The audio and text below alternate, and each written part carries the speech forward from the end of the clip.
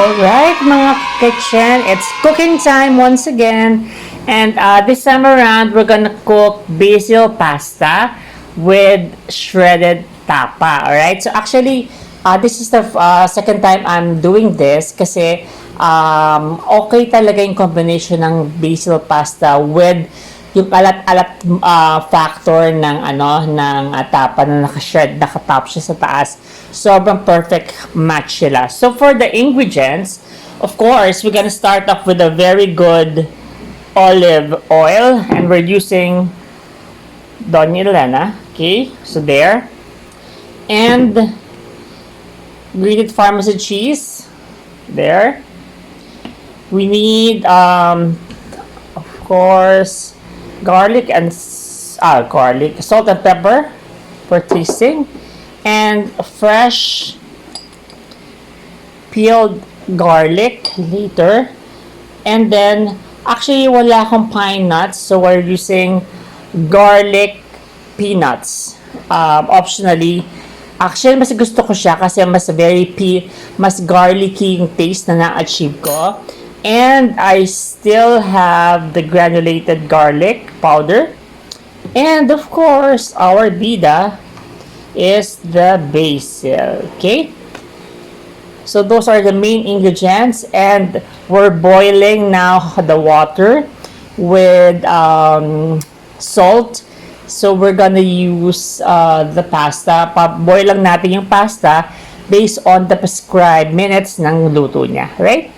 So let's start. Alright, so we're gonna start off by pouring in half a cup of extra olive oil.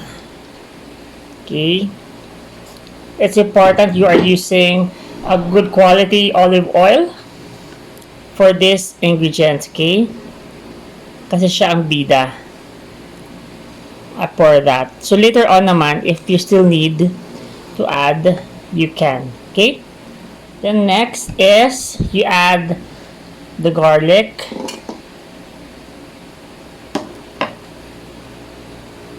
I want it garlicky talaga. So, and the peanuts.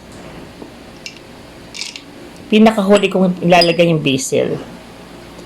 Para lang combine muna yung mga ingredients, okay? And then, of course, the salt and pepper. And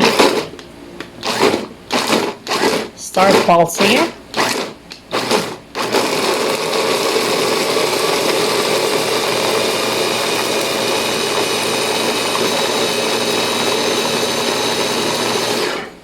Until it becomes like really like liquid, like so, okay? Alright, and then this time, we add slowly into batches yung basil natin. Okay?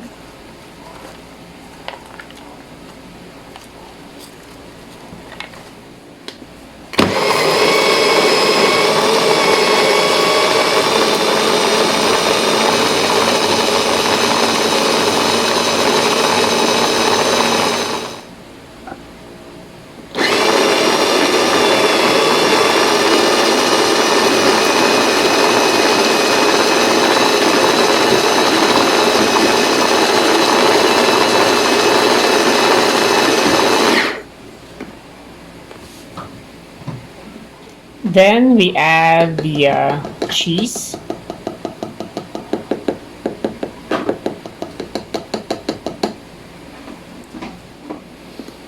And we're done with the basil sauce. So this is how it should look like.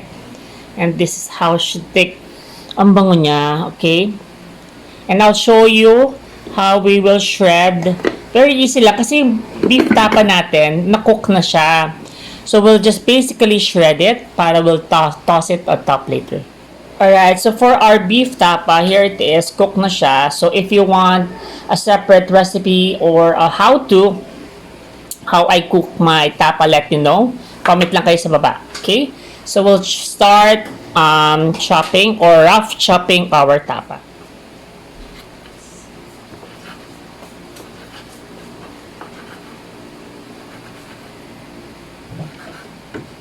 Cut nyo lang yung tapa.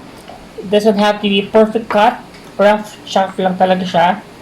Like so. Kasi later on, ito-toss natin siya with the cheese. Kapag okay na, luto na yung basil natin, okay?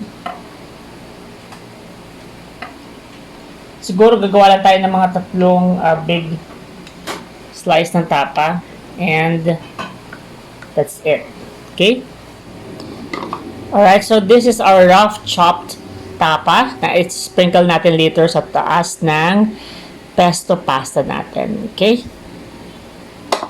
Alright guys, so we now start assembling the pasta.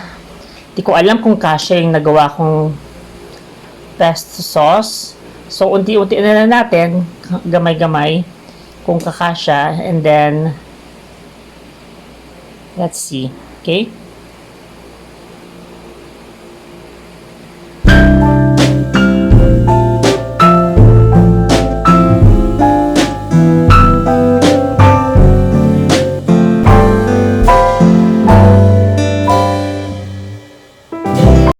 Ayan guys, so na mix na natin properly, and this time around we're gonna add more parmesan on top.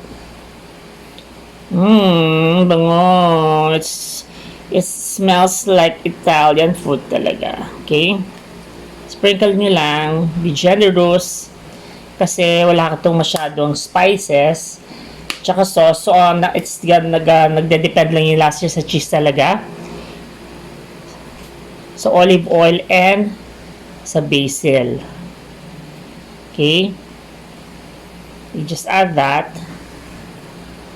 Ang bango. And we sprinkle the tapa on top. Okay?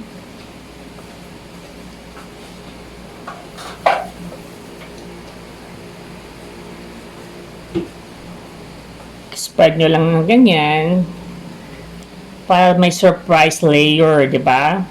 And then later on, i-quick blowtorch lang natin yan para medyo ma-toast yung ibabaw. Ay, hindi ko na siya i-bake kasi exage na, OA na. Kasi para basic, ang basil pasta naman kasi is a basic pasta na wag natin masyadong i-complicate. Okay? There. Ganda, bango-bango. Let's finish that there. Okay? So that's almost done. Okay, wipe lang natin yung gilid.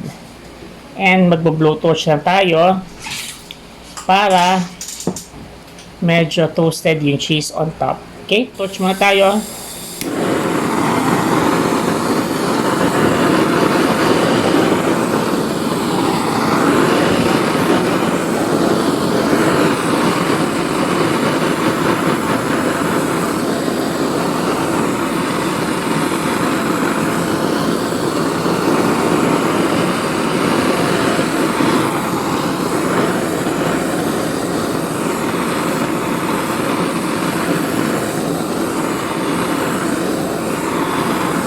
Ang bango guys, if you can just smell it. Oh la la. Oh la la. Ang sarap-sarap. Oh la la. And it's done. And ka-kitchen, tapos ng ating pesto pasta with beef tapa. Okay? Tikman natin. Bigyan natin ng verdict. Siyempre, dapat perfect bite. Meron tayong tapa at may basil. Okay? There. Oh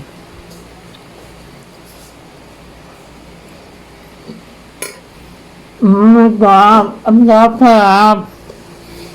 You should try this, guys. Try this recipe. Hindi ako mapapahiya sa inyo kasi ang sarap na talaga. Okay? And that's our episode for today. Kung may questions kayo and requests, shoot me a message below and we're gonna do that for you. Okay? Bye-bye! The kitchen and enjoy! Don't forget to subscribe and like this video. Bye!